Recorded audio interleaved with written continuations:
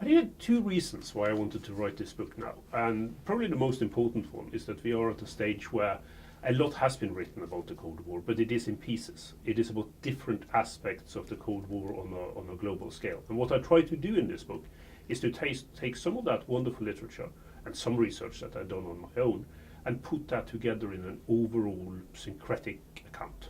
And that's the main aim of the book. And I think the timing is right for that because of the quality of research that has been undertaken.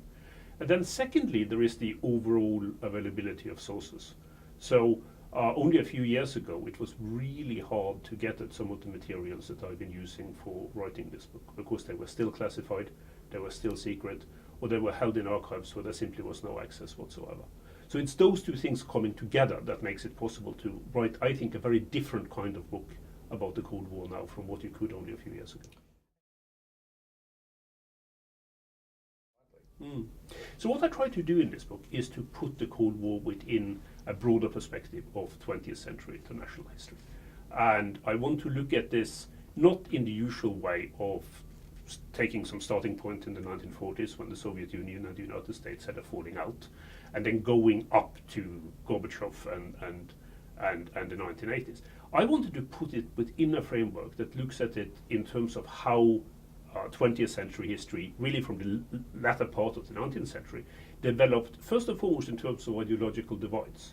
So what I say in this book is that there was a Cold War in terms of ideologies, in terms of the conflict between capitalism and socialism, that was there well before the United States and the Soviet Union became the predominant world powers after the Second World War. And you can't understand the Cold War without understanding that origin. So when I'm talking about going back to the late 19th century, I don't just do that as backdrop. I do it as an integral part of the story, which I don't think you can understand the Cold War without understanding that. Also in terms of the generations involved, because so many of the people who had leading roles to play at whatever level during the Cold War themselves came out of that background. They were born in the very last part of the 19th century. They had gone through very difficult times in the early part of the 20th century, and that's what made the stakes so high. So this overall framing of it, I think, is really, really important for what I want to say. So what's so interesting about teaching the Cold War today is that the new generation who've grown up, of course, not knowing this in a personal sense as an international system at all, tend to think of it, understandably, very much in terms of how they understand international affairs today, which is very interest-based, which is very based on national security issues,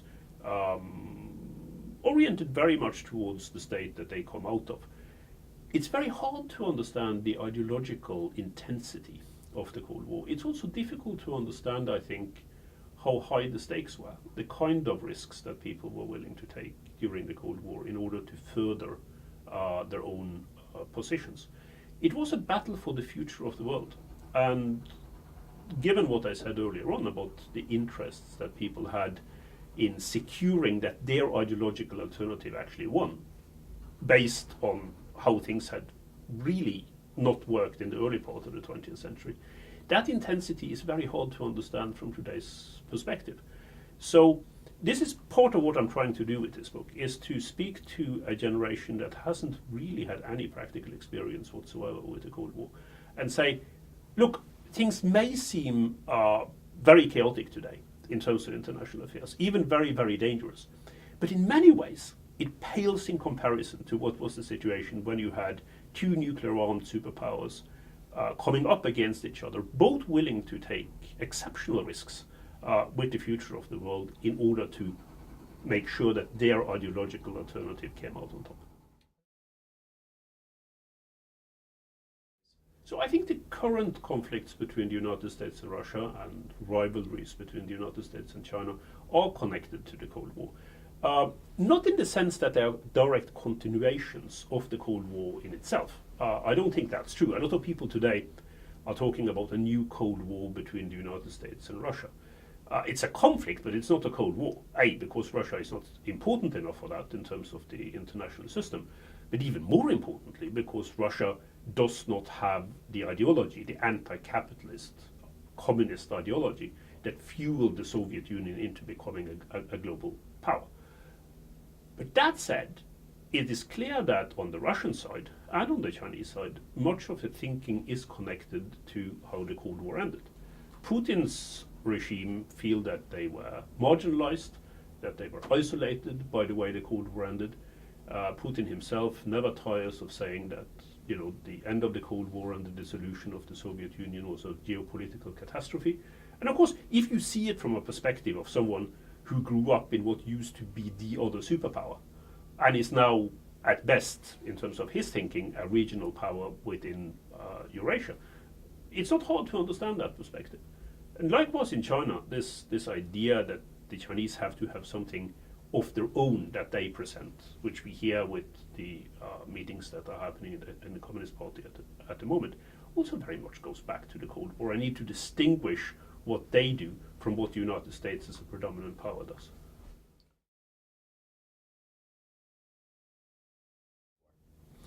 So I think there are many lessons for policymakers from the Cold War. The most important one is that it is of much greater significance to concentrate on incremental improvements in terms of relations with others, in terms of how the whole international system develops, rather than on big breakthroughs and opportunities that might be there to change the system rapidly to one's own advantage, even with the best of intentions, right? I think that's perhaps the most important lesson of the Cold War, that so many times during that conflict, the best became the enemy of the good. That in order to achieve the maximum result in terms of one's own beliefs, chances not just for lessening tensions, but for actually achieving real progress in social and economic terms were put aside. The other important lesson, I think, is that diplomacy is significant. I mean, particularly in the kind of cases where you are dealing with countries that you have very profound disagreements with. Diplomacy can be an incredibly frustrating process, and very often during the Cold War it was tremendously frustrating. But the success that diplomats, and especially I would say American diplomats, had in making the world a less dangerous place, through making sure that alliances were built, that economic relationships were extended, that whole countries got the time that they needed to go through the transformations that came from within. That to me is one of the biggest successes of the Cold War. And that's an important lesson for today as well.